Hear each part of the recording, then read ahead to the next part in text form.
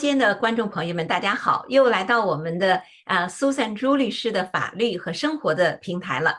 很高兴在这里又和大家一起见面。我们今天特别邀请了一位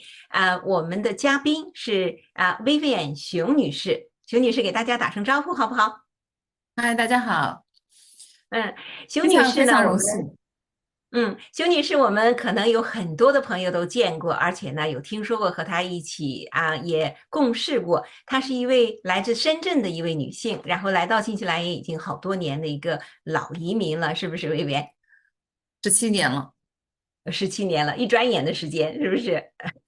耶、啊，对，今天我们非常荣幸呢，请来薇薇安给我们介绍一个非常非常特别的一个华人的一个组织。虽然它是华人的组织呢，但是呢，每次的活动我们都会看到不同族裔的人，有大的，有小的，有孩子，有家庭。那么每次的活动呢都是非常非常的快乐，大家也是非常放松的。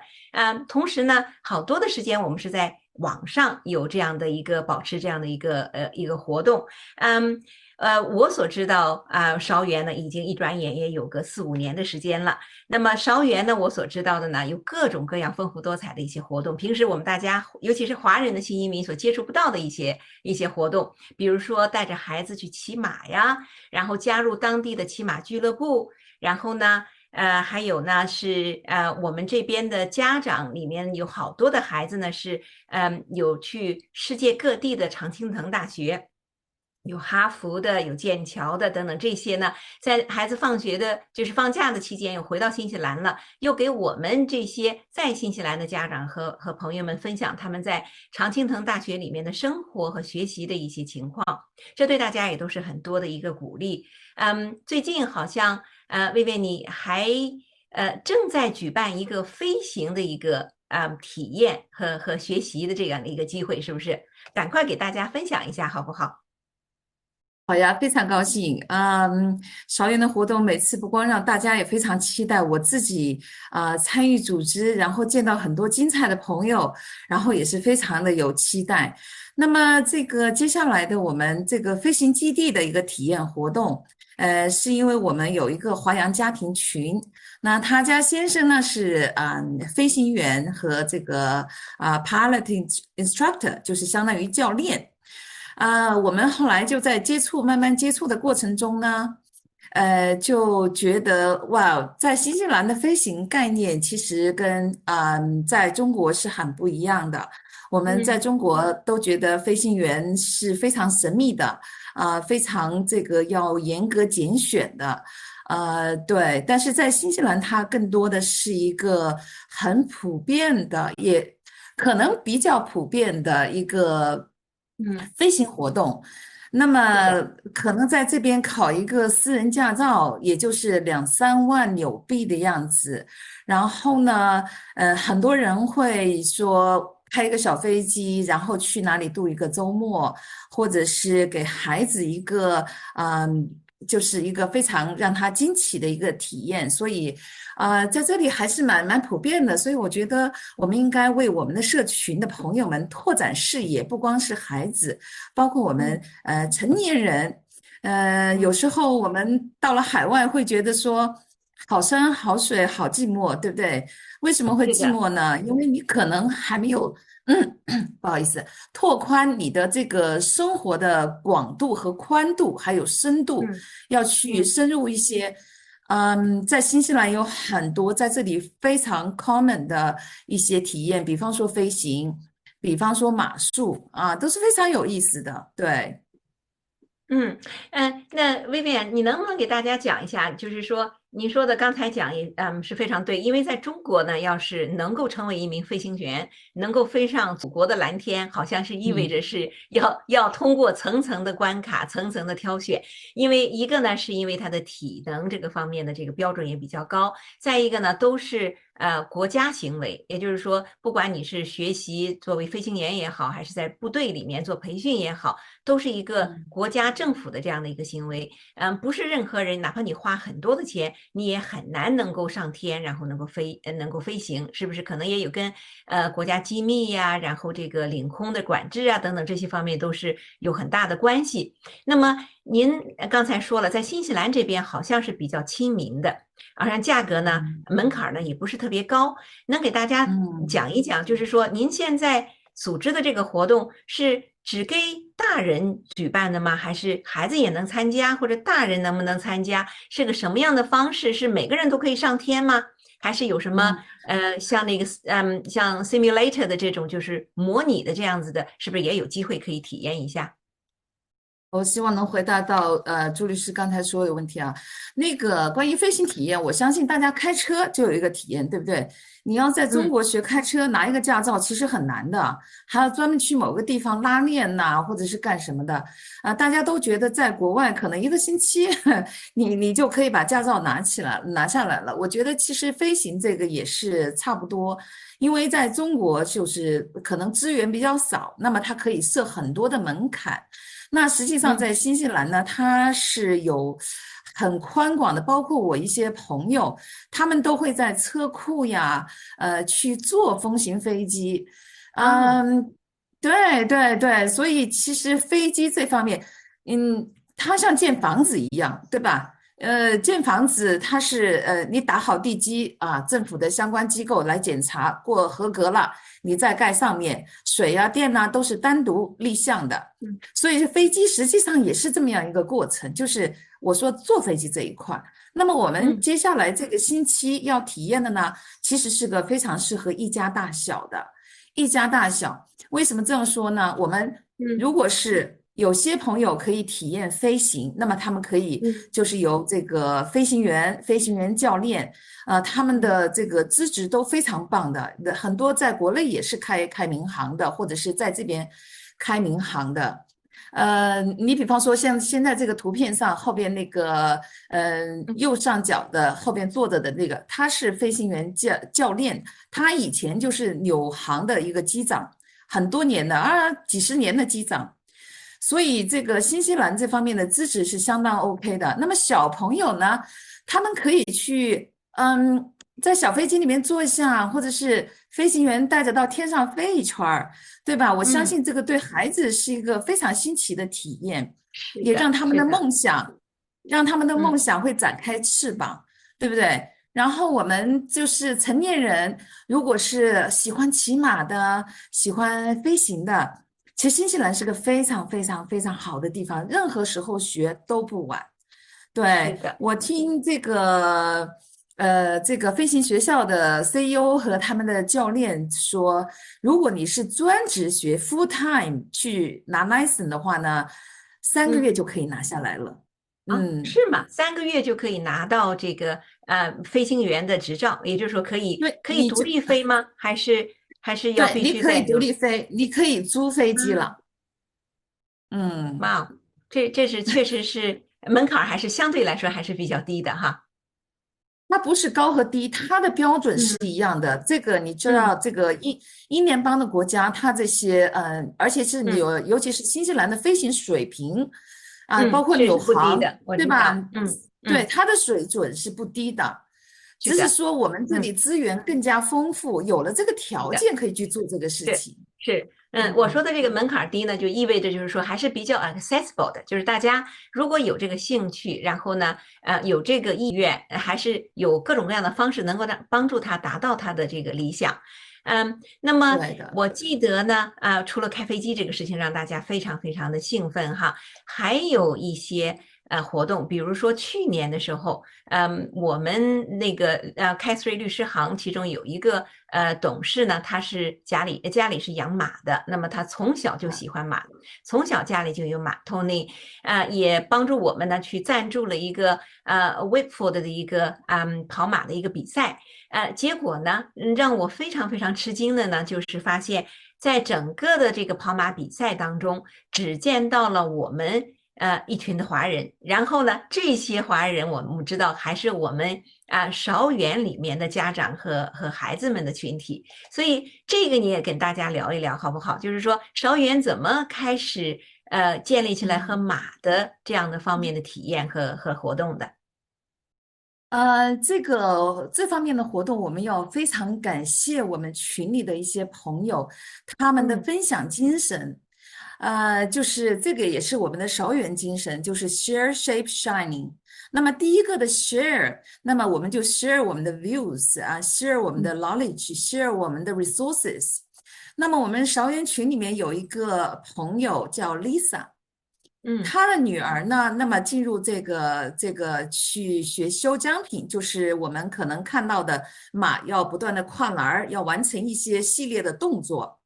那么嗯他已经进入这个训练已经有几年了，而且取得了相当好的成绩。然后他就说，非常遗憾，每次在那俱乐部里面，他们的孩子也好，他们一家人也好，都是的 only Chinese family or only Asian family。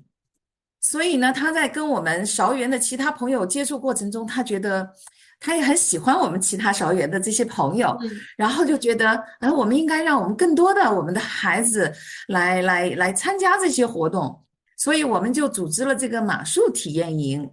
那么这个嗯实际上也是一些启发。那么我们的孩子们就去那里，大家可以看到左上角那小朋友在给马洗呀，给马嗯梳毛啊。然后呢，可嗯以在马上面骑一下呀，然后跟马近距离的接触，因为马呀，它还会 grooming，就是要在马的身上会修出一些图案。那么嗯这些很有趣的小知识，喂马吃胡萝卜呀，喂马吃苹果呀，就让很多的小朋友开始就是对马产生了兴趣和亲和力。我们也都知道，跟动物的亲和，实际上对孩子的这种 caring 关心他嗯人，然后呢，就是管理自己的时间，然后呢，嗯，就是你要知道，马是一个非常巨大的动物，然后一匹马可能400-500公斤，半是的，吨重，所以你还要注意自己的安全，要遵守一些规则。嗯。所以非常非常非常感谢 Lisa 不断的跟我们分享他们参加一些 camping 的非常激动的一些体验。所以后来嗯，我们韶园很多的小朋友都开始骑马了。是现在有多少小朋友在骑马呢？哦，我们现在的小朋友可以在整个奥克兰，在不同的俱乐部会骑马，嗯，OK，包括我们里边有一个小男生以前就是妈妈说是很调皮的，妈妈有时候都觉得，而且他慢慢长大了，力气也大了，然后妈妈说不知道怎么办，后来跟这个开始骑马以后就。非常多的 passion 的，基本上就在嗯马场，天天就在马场，跟 local 的这些 Kiwi owner 跟那些 local 的 community 呀，还有跟那些 pony club 的人打交道。现在是个非常有礼貌、有规矩的一个，而且已经开始出成绩这么样一个小骑手。嗯，真好。妈妈也觉得他懂事很多，而且非常有嗯责任心，非常可爱的一个 嗯，gentleman。是的，是的，我知道您的女儿也是在骑马，是吗？也在啊，做训练。对对对，他骑了嗯2年，现嗯，在那个兴趣转移了，因为现哦，在已是 经进入青少年了。青少年了以 OK，后呢，就嗯更多的他喜欢跟小朋嗯友们、跟他的伙伴们嗯。在一起。嗯，对，这也是一个但是每很好的次见到，一个阅历嘛，这是人生的一个阅历。那么他也了解了马，也有了这一个跟马就是骑马的这样的一个阅历，肯定在他未来的人生当中也会是一个非常有趣的这样的一个经历。哦，绝对是，绝对是人生财富，绝对是人生嗯财富。这个跟马的亲和确实，身上有很多，就像乔布斯说的，我们的所有的体验都会变成我们生命里的 dot，你是的，永远不知道它什么时候开始影响你的嗯方向进程。嗯我相信骑马是个非常好的活动，包括我们自己嗯的女生，嗯。呃，妈妈能骑马也是很帅的。是的，是的，是的，是没错，我嗯，也曾经动心过，尤其是在那次比赛之后。然后呢，也有一位深圳来的朋友带着他的女儿，也是只是在短短的在新西兰这边去游学3个礼拜的时间，还带着他的女儿专门去找当地的马术学校，然后继续进行培训。因为据他所知呢，是在深圳骑马呢，其实是被视为一个最近才刚刚开始兴起来的一个贵族式的这样的一个活动。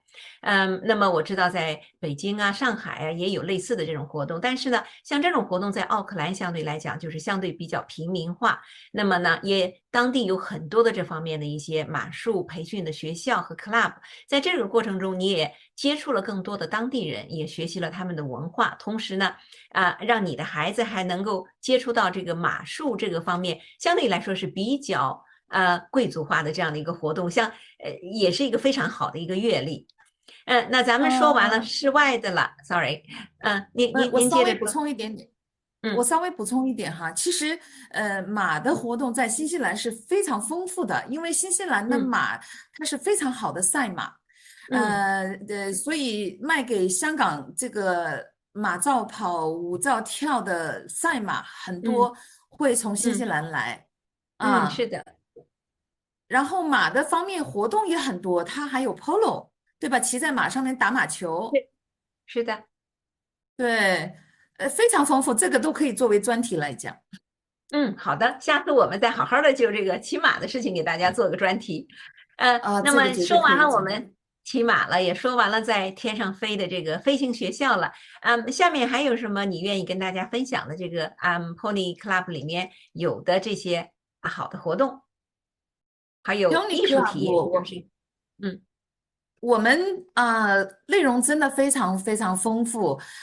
包括这一次的这个艺术体验哈，就是我们在新西兰，因为做一个中学的这个Art Cell，那我和有我们韶园群的这个 Lily 都是在这嗯个 King's College 的 Art Cell Committee Member。那么在这过嗯程中，我们接触了很多 local 的这种艺术家。新西兰的艺术它不光是画画，对，嗯它是这个是思想的表达、意见的表达，包括一些工业设计。所以我们接触这些艺术家以后，觉得非常非常有意思，就拓宽了我们很多的视野。这个大家嗯看到的是我们拜访这个 Robin，就是右上角的中间那个女性哈，她是五嗯嗯，十岁才开始艺术创作。哦，是吗？对，大器他晚成了。五十岁才开始艺术创作，然后他会跟嗯我们讲，就不像我们在中国可能要从素描啊，或者是从画那些人像啊、雕塑啊，嗯所以他讲他学画的这个经历本身，也让我们非常有启发。对，嗯而且他现在的画作，包括他的小雕塑，你看他面前摆的那些雕塑，嗯，已经是的，成了他个人的一个艺术符号，非常是的。非常受欢迎，非常受欢我迎。记得，我记得在多次在不同的画展上都有看到过他的这个，他的雕塑的这个，展示，是一种背影的方式，各种各样的姿态的人，然后在墙上挂上，是不是这个哈？是已经成对对为他的标志了，对对对大家，而对。且是过目不忘的，非常有意思。对对对，嗯而且你如果知道他的摸索过程，他的艺术思路，他为什么嗯。最后这个成为他个人的特色，知道这些故事也是非常引人入胜的。好，那么咱们接着往下分享。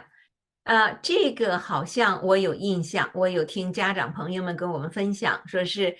这个呢是跟 Skywalkers 机器人与科研项目的一个研究和分享会，能给大家讲一讲吗？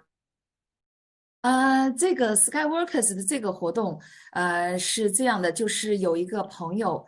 叫安妮，那么他是这个 Skyworkers 的这个组织者，他的孩子就介入了这种乐高机器人的一个比嗯赛，是嗯全球性的。那么那个时候呢，他们已经拿了新西兰的冠军，已经拿了新西兰的冠军。要去美国波士顿去参加比赛。那么他们呢，希望呢，通过跟社区分享他们的体验，嗯分享他们对乐高的这个比赛项目的热情，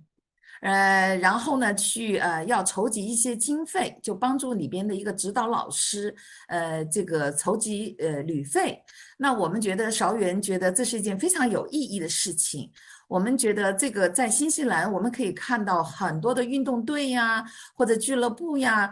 包括女童军啊、男童军啊，他们都很注重跟社群分享，然后得到嗯支持，扩大这个活动的影响力。然后呢，就是同时在经济上也得到一些support。所以我们就是组织了这样一次活动，也是让很多很多的小朋友，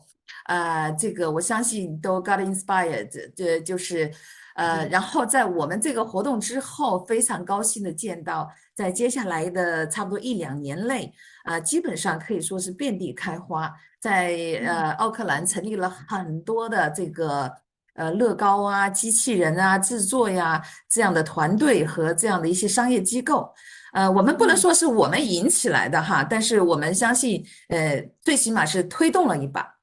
对，嗯，是的，是的。对于乐高来讲呢，其实是很多孩子在小的时候都非常喜欢的。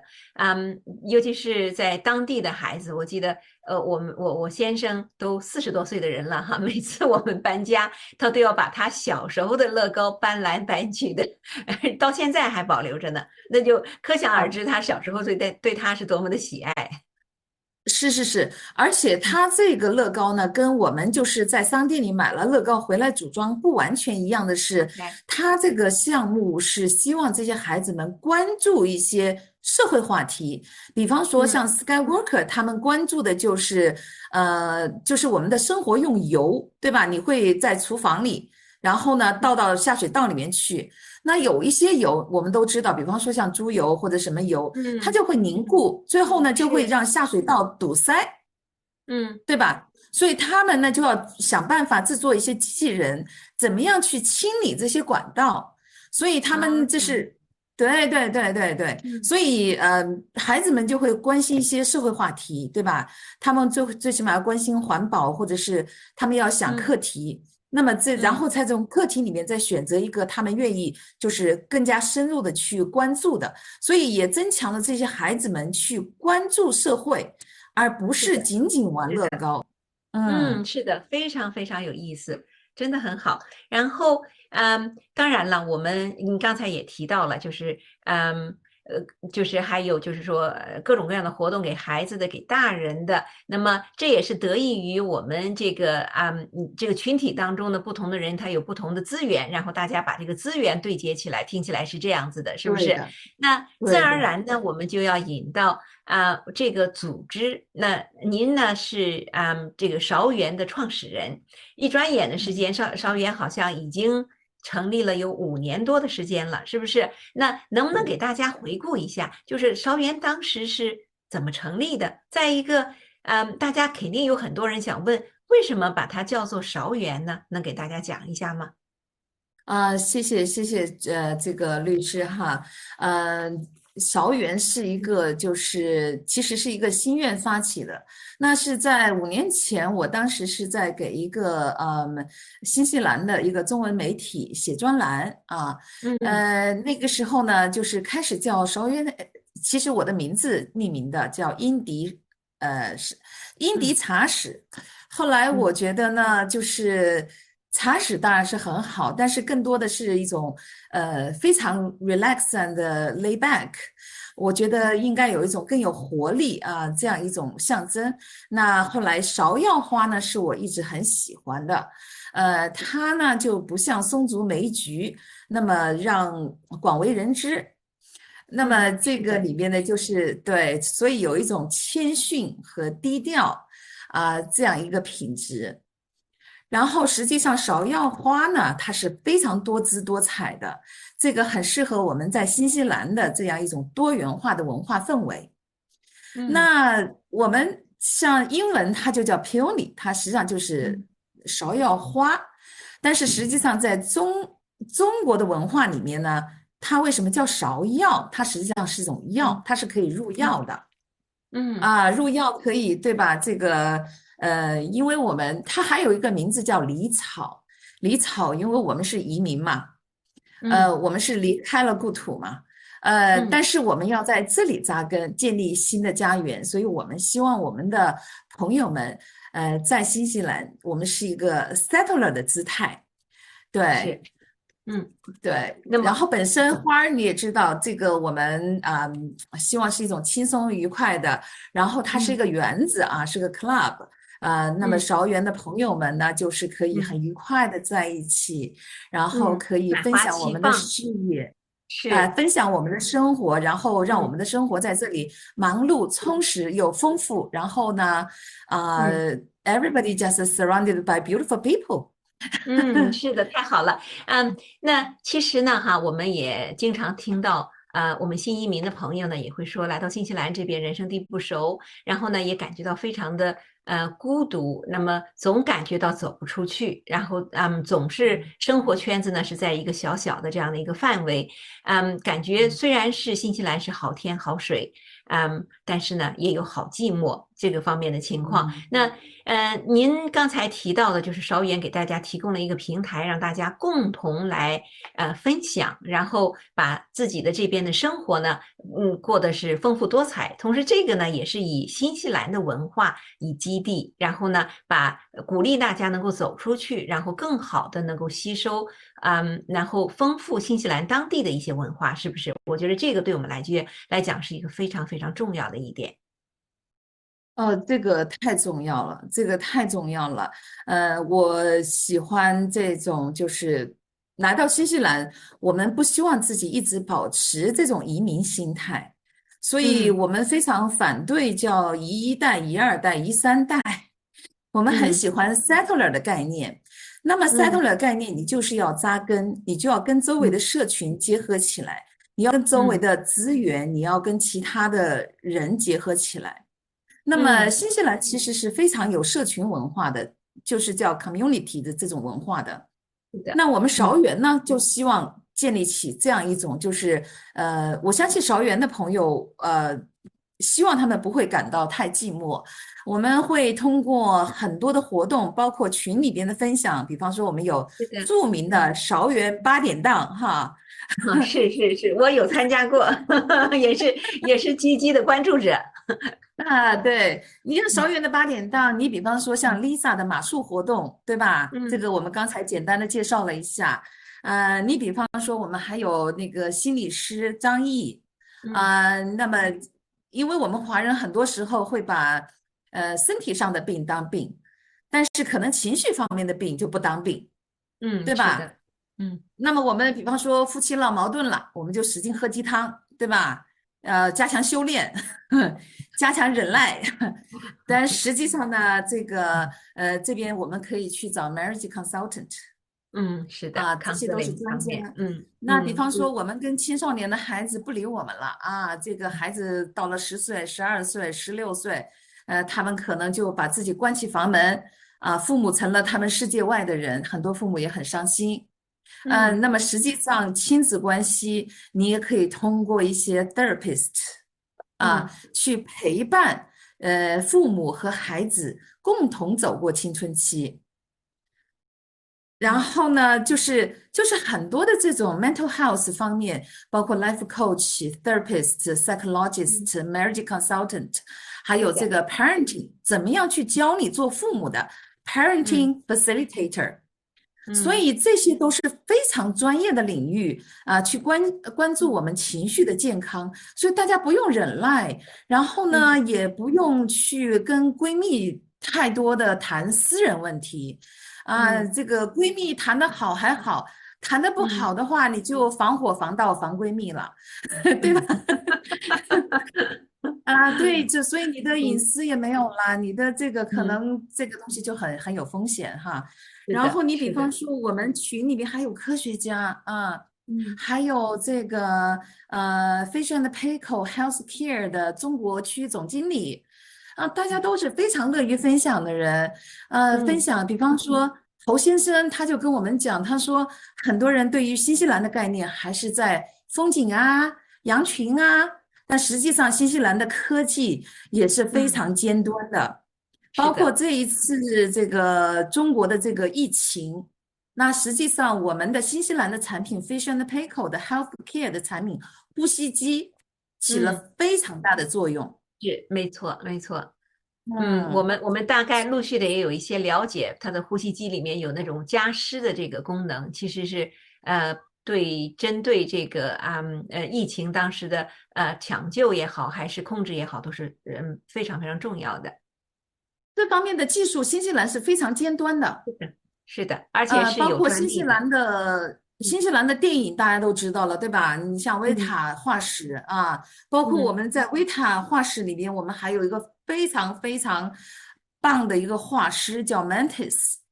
他要跟嗯我们讲这些就是艺术创作呀，包括他的不消费主义呀，包括他的嗯6年就是啊，不租房不买房的这样的是人生体验。让我们觉得嗯哇，生活有好多的可能性。哦，Mantis 也是我们群里的吗？Yes，哦，我最近看到过有讲他的一些文章，对他的这种个性化的生活方式非常非常佩服。那太好了，我下面要去的群里呢，要跟他再单独的再聊一聊。我们是不是哈哈，下面是不是曾经有请他给大家做过这方面的分享？群里面，对的，对的，我们那我在群里错过了。面做过韶园的一个8点档 Mantis Time。OK OK，那太好了。有一个呢，我觉得特别让我很感触很大的，就是我们现在目前看到的课件的最后一句哈，就是我们希望重新定义海外华人的内涵，就是使我们海外华人呈现给外面的人看到的是自信的、温暖的、融入的和有建设性的，也就是你有贡献的这样的一个华人群体。所以这个也未尝不是我们整个华人社区的这样的一个目标。那你能不能给大家讲一下韶园你们的诉求，最后的宗旨是一个什么样子的？我们其实很简单，就希望我们大家surrounded by beautiful people，因为我嗯哼，们到了新西兰来，到了海外，不管你是去美国、去澳洲，哪怕就是在国内，我相信每个人都是希望有更好的生活。那么这个嗯更好的生活，其实光靠我们自己去奋斗是不够的。我们可以看到，我们可能之前可能更着重于孩子去名校。但实嗯际上这个是不够的，我们是要周围的社群都是一个美好的人群，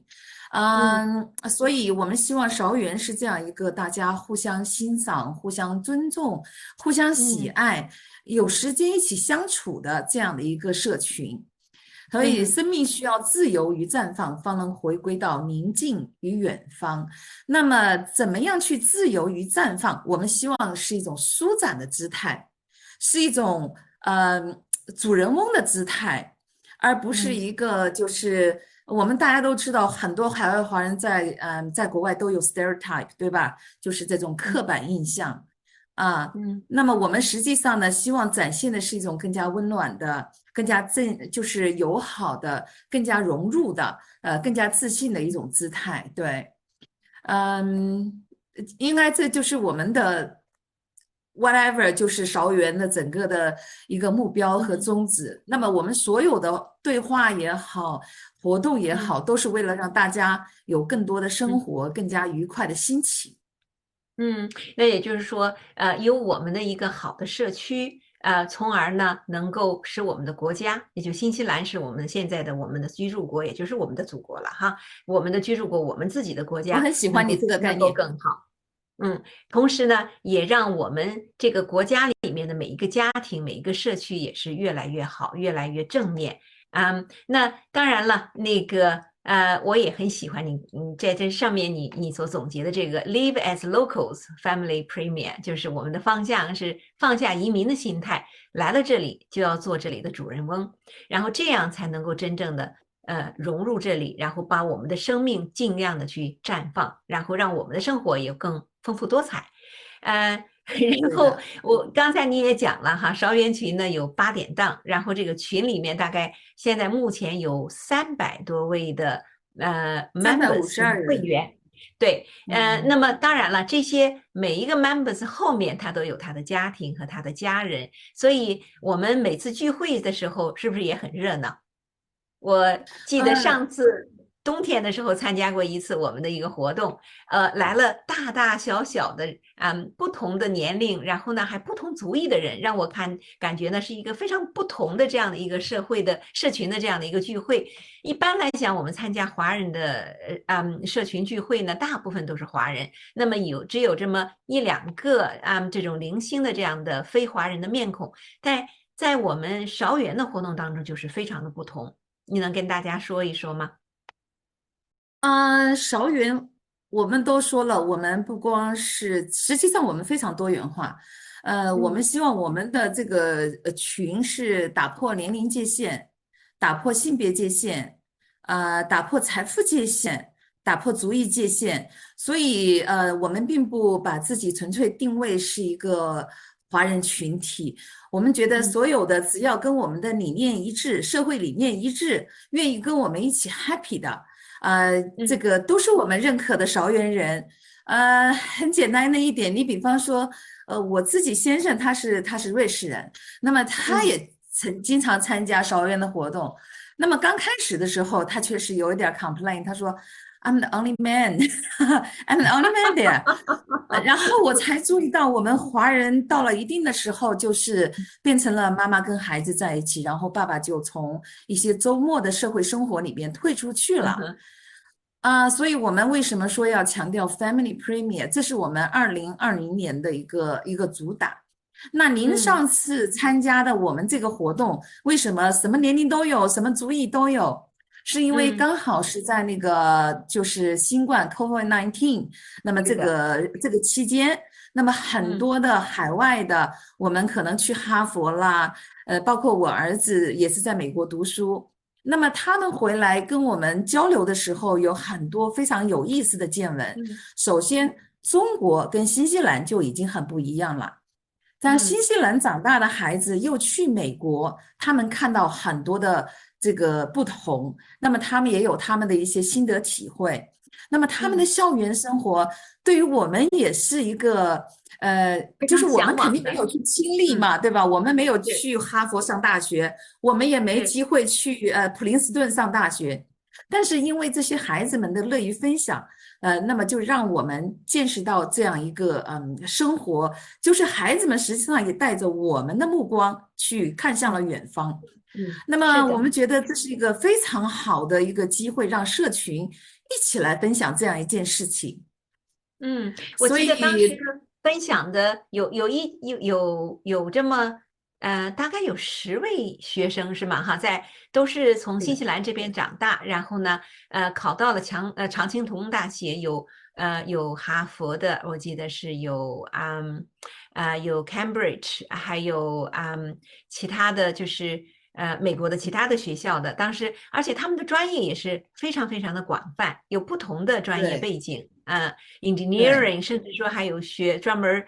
专业的做 sports 的，就是运动这个方面的这个课程的。当时给大家分享的时候，我觉着不光是我们年轻的孩子们听得入迷了，包括我和我先生，我们参加的时候也是感觉到眼前一亮的这种想法，就觉着好像就像您说的，我们已经错过了那个时间，已经没有机会去到海外再去读书了。但是呢，听听他们的想法，看看他们的这种学生在学习在奋斗的这个过程。尤其是在这些名校当中，把这些生活和学习的这些一些就是他们自己的经历分享给大家，也是给大家，包括这些孩子，也给他们了一个扩宽他们视野的这样的一个机会。对，像这种活动呢，我们主要是也是用来建立就是社群之间的联系，包括年轻嗯人跟家长，跟更小的弟弟妹妹其实都可以建立联系。所以这也就是我们为什么 Family Premier，所以它是一个家庭的主题，一个社群的主题。然后当我们听到他们从美国回来跟我们讲说，哦，在美国他们要填一些表格，光性别都有70多个选项。你觉得像这些 detail 就是非常非常有意思啊？然后我嗯哼，们知道，哦，英国和美国的体系真的很不一也样。不同，是的，很不嗯一样，对。然后我们就觉得，美国好像就是扔到一个大池塘里头，就是嗯你要自己扑腾扑腾啊。然后呢，在英国体系里面，包括我们在新西兰，你就会嗯，发现，不管你是去政府机构、去医院，一切的指导都非常有序，而且是的，非常的人性化。嗯所以这是非常非常有意思的这些 嗯。detail 啊，这些小故事啊，都非常有意思。嗯嗯，您刚才还提到了有一个华阳家庭群，这个呢，我是嗯深深的可以体会到啊，因为在参加你们活动的时候呢，都能够看到有各个族裔的人汇集在一起，那么也有很多的孩子呢，就是本身就是混血儿，那么其实混血儿呢，在未来会越来越显示出他们的一些优势，因为他是同时能够在至少两个语言环境中，两个这种文化的这种环境中长大。对这种不同的种族文化都有这种很好的了解，同时呢，也欣赏这种多文化，然后多元文化的这样的一个社区的这种背景。那能不能给大家讲一讲您的这种华洋家庭是个这种群体是个什么样的情况？然后有什么样的活动吗？这是一个非常非常有意思的话题。我们首先要嗯，知道，新西兰本身就是个非常多元化的一个国家。我们好像新西兰有200多个族裔吧，是的，而在且是个奥克兰就有不同的200多族裔。个族裔。对，而且不同的族裔，我知道在所有移民国家里边，新西兰应该嗯是最和谐的。对，嗯，是的，它不会单独有一个这个华人扎堆的、韩国人扎堆的啊、中东人扎堆的，没有这样子的一个现象。而且我们这个华阳家庭群，刚才说了，我跟先生，那么他是瑞士人，所以我们经常就是包括我们这个群里面有些人呢，比方先生有。嗯也不光是先生啦，像我们上次那个汉文和杨洋，那么这个男生是杭州人，女嗯。生是这个在新西兰的欧裔，那么他们在中国认识，然后一起过来，这个群其实非常非常的多元化，而且非常非常的愉快。我们会定期不定期的都会在一起聚会。嗯我也知道您先生也是 Kiwi 哈，所以我觉得像我们这种就会在中国文化，新西嗯兰文化，然后这个嗯新西兰的华人文化和嗯和他们的祖居国文化，你会经常在中间进行一些穿越，这本身就让我们可能可以多角度的嗯去更加欣赏生活。对，这嗯，是这个话题也是可以展开另外是的，单篇儿的。是没错没错。那么就是跟我们的周围的邻居相比，比如说澳大利亚来讲呢，新西兰这边就会更加的融合，而且呢，种族哦耶歧视和排华的耶，排斥的这种现象呢就会少很多。所以呢，我们其实生活在一个非常好的一个社会当中。当然，嗯。越来越多的家庭呢，现在也都是来自于不同的文化和背景。未来的孩子呢，也是就像我刚才讲的是，生活在不同的语言环境当中，也会越来越珍惜，然后呢，这种多元文化融合的这样的一个社区和国家。嗯，讲了这么多，那能不能告诉大家，怎么才能够加入韶园呢？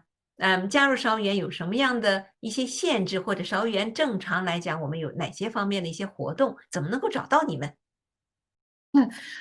最简单的就是先关注我们的 Peony Club 的公众号，那嗯，么你可以就是我们目前来讲更新的不是很勤快，我们做的比写的多，这个做的比说的多。是是，对那嗯么我觉得就是任何只要保持一种 open 的心态的，嗯任何就是对其他的怎么说呢？只要嗯这些理念哈跟我们接近的人，我觉得都是嗯韶园的人啊。就是嗯抛开了，比方说一些性别鄙视啊，或者是不够尊敬他人呐、或者是很嗯多无数的鄙视链呐、你只要没有嗯这些，我觉得都已经有了基本的这个可以嗯一起在韶园的这个资格啊。具体呢，我们目前来讲呢，就是加入韶园呢，我们因为是一个生活群。嗯我们目前来讲呢，是希望有韶园的成员嗯认可推荐人，然后呢committee 完全通过，没有人反对，这样的朋嗯友就可以进来。那么当然也可以自荐，还有自己嗯喜欢的朋友一起玩，也都是嗯可以的。对，嗯真的很好。我这里呢，也在韶园里，大概有2年多的时间了。虽然大部分的时间是在潜水，但是呢，也是有空的时候呢，我会经常去韶园里面看看。当然，我们的这个发表意见呢太多了，我有时候一天不看就开始就没有办法去 catch up，然后就要花呃很长的时间才能够看到。我在这呃，里呢，给大家分享一些，就今天，从昨天开始，然后我们邀请薇薇安参加这个节目呢，就是大家就给你有很多的这方面的一些鼓励，然后也说了一下他们的一些真心的体会，说在韶园里面感觉到了是一个向往美好、感恩生活的一个人们相识的平台。在这里，大家的爱好是多元的，声音是来自四面八方的，可以有不同的见解，却彼此尊重；有高调的声音，却不张扬。每个人都在努力的过着阳光积极的生活，所以因为这种阳光，这份积极，把即使偶尔会遇到的苦难也都能转念看淡，像一张展开的一个思维模式的大网，使眼界不再局促，而能透过另外一个人的所思所想，开拓一种全新的格局。这是一个我觉得这是一个非常好的一个总结，而且提到了说这是我在韶园得到了最好的收获。还有一位朋友呢讲到，说是韶园也给我们带来了很多美好的体验和惊喜，已经成为生活中的重要的组成部分。韶园的理念和新西兰的文化和价值观契合度很高，很期待你的分享，让更多人能够了解韶园。还有一位朋友呢说的，在我的感觉，韶园是个可以自由发挥又随时有支援的一个群体，形形色色的各路好手隐藏其间，很有趣，也是彼此互相分享、学习的一个秘密花园。所以感恩呢，大家有个这样的一个美好的体验。还有另外一个朋友，我觉得他是一个非常总结的点睛之笔，就是说韶园也是因为每一位身上自带的发自内心的关爱与光芒，而彼此温暖着、照亮着，然后 shining together。是非常的。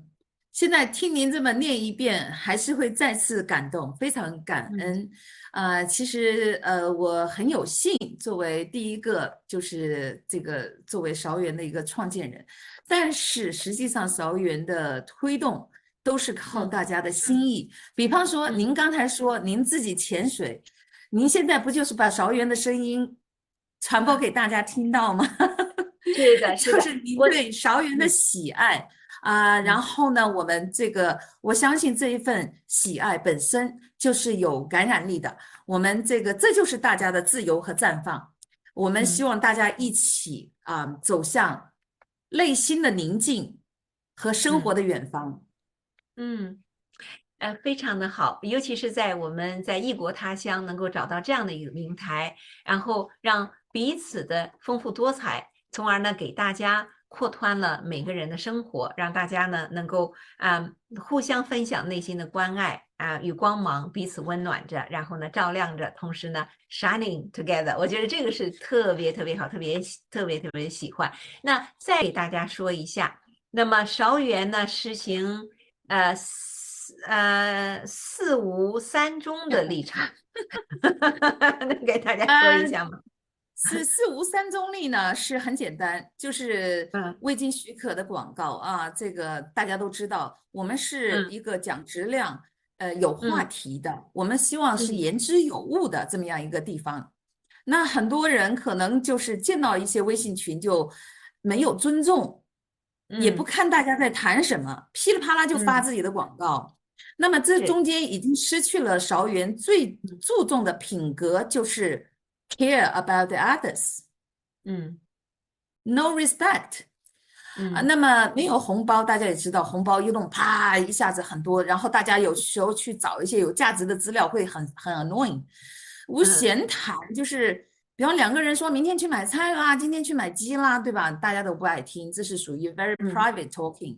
嗯就不要在公众场合谈这些了。但是我们可以谈一些有意义的话题。没有吵架是因嗯为。怎么说呢？我曾经在一些别的群里面，就是因为我写专栏，我被邀请参加了很多各种各样的微信群，我发现嗯大家很容易吵架，然后嗯有时候你会看到这两个人在这里吵架，回头在另外一个群里面又看他们吵架，所以我们群里面任何人，你可以谈自己的话，你可以说，我喜欢嗯吃青菜，你也可以说我喜欢吃海鲜，但是你不嗯可以说吃海鲜的人就在 show off，对吧？任何针嗯对他人的不友好的这种言谈，我会第嗯一时间把他们请出去。那实际上这嗯种事情已经很久很久没有在韶园发生过了，我嗯想不起来最近3年发生过这样的事情。那政嗯治中立、商业中立和宗教中立，我相信这个是在新西兰整个新西兰，都是这个作为一个 group 的这种 social life 是很基本的原嗯则。嗯尤其是政治中立，包括我和我先生，我到现在也不知道他支持什么党派，我也不知道他投了什么党派。我们会稍微聊一下某个人，但是嗯在韶园里面，当然新西兰的政治不算政治，嗯，是一个新西还是一个兰的政治很透明、很民主的这样的一个社会。因为新西兰的政治，这个包括我非常尊敬您，为什么呢？因为嗯，您是民选议员啊，我是非常尊重民选议员，因为民谢谢。选议员，你要经过民众，你要赢得民众的信任，大家才会把票投给你，对吧？所以这个中间是有勇气、有担当，然后 enjoy to be with people and love your community，我觉得这嗯是非常可贵的品质。所以我也非常高兴，这个我们介绍韶园的首秀是在您的邀请下来这里。那所以政治中立、商业中立、宗教中立，就非常感谢。是对，谢谢你这份心意。所有嗯韶园的每一个人，希望我们自己好，希望他人好，希望社嗯群好，希望韶园好，希望新西兰好。所有嗯这样的人都可以自认为是韶园人，然后跟我嗯们走到一起。嗯，好的。那么韶园，后面有什么样的近期的目标或者是其他的活动吗？趁着最后几分钟的时间，给大家分享一下。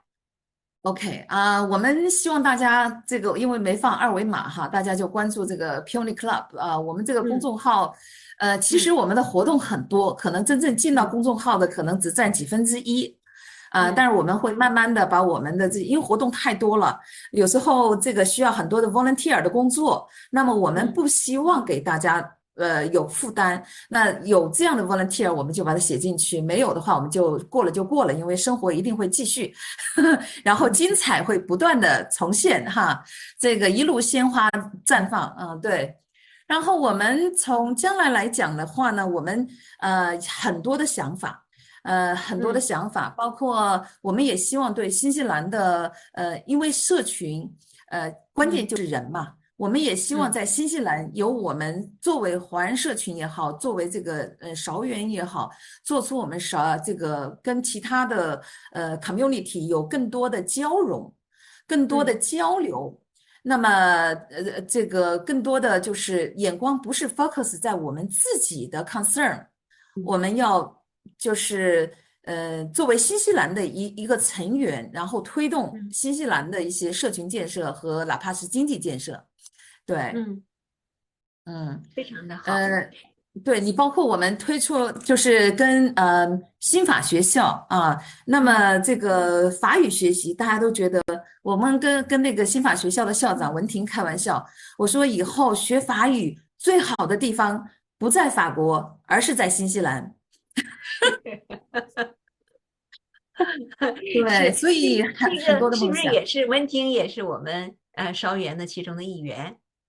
哦，是的，是的，是的，我们韶园的可以这么样讲吧。对于我本人嗯来讲，韶园的嗯每一个成员，你要邀嗯请一个这个 coffee catch up 2个小嗯时，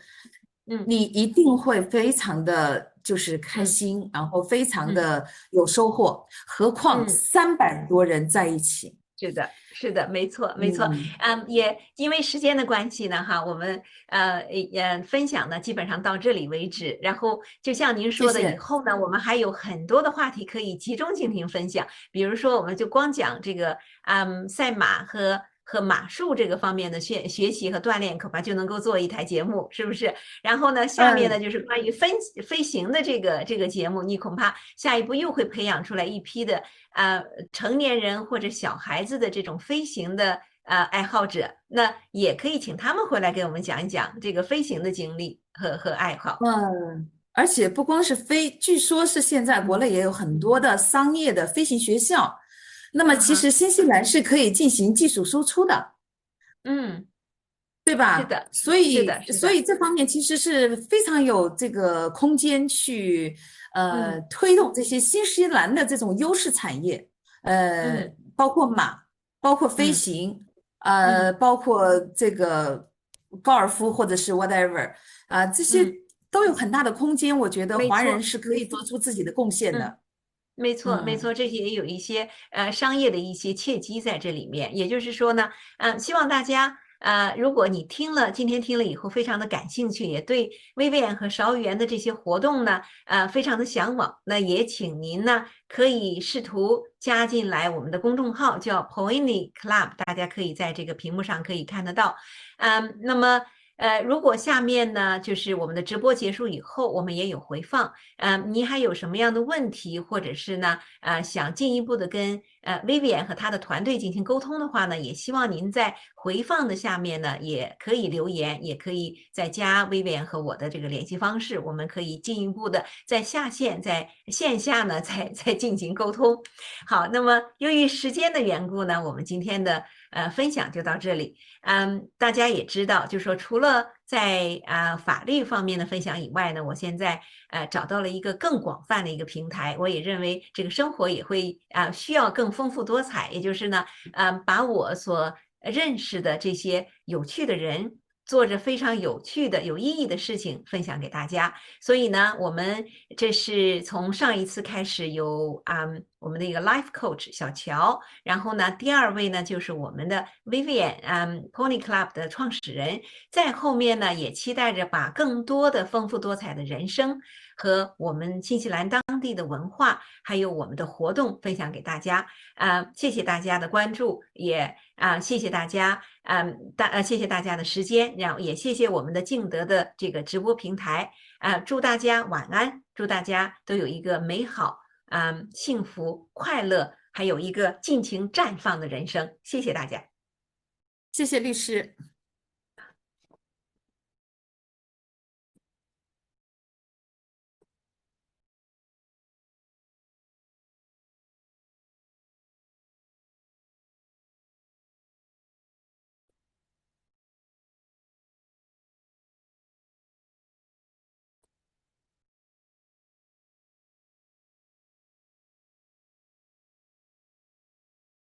棒。